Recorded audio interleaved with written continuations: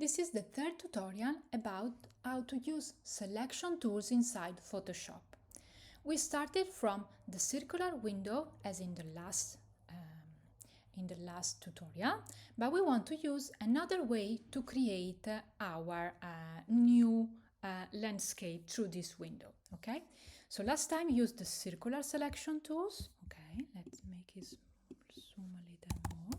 Okay, now we want to use the brush selection brush tool. Okay, so I click on the layer that I'm going to use as a background.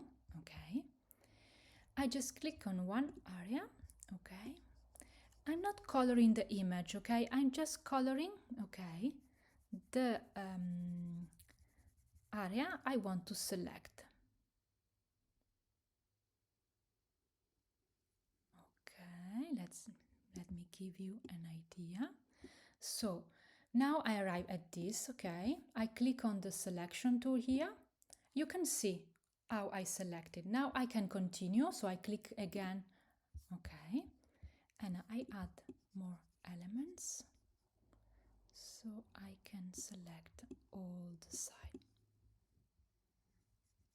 Okay, this is very useful when I need to select complex shapes. Okay, and also I can make adjustment, okay, to the dimension of the brush here in the corner, so I can be very precise.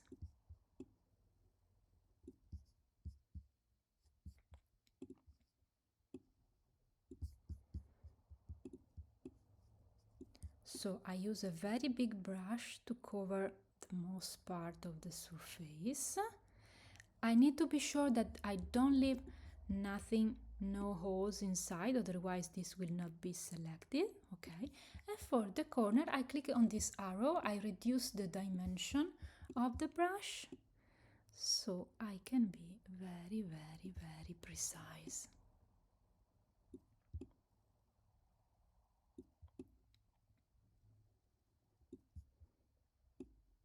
Okay, and this will add elements to my selection.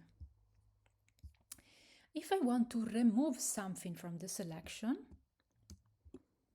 I just keep the option button so I can remove elements. Let's look at the results, okay? So this inside will not be selected. But now I want to add it again, so I don't press nothing. Okay, that's fine. I'm satisfied with the selection, so I click here to transform it again. So now I have my image. Command C, new layer, Command V.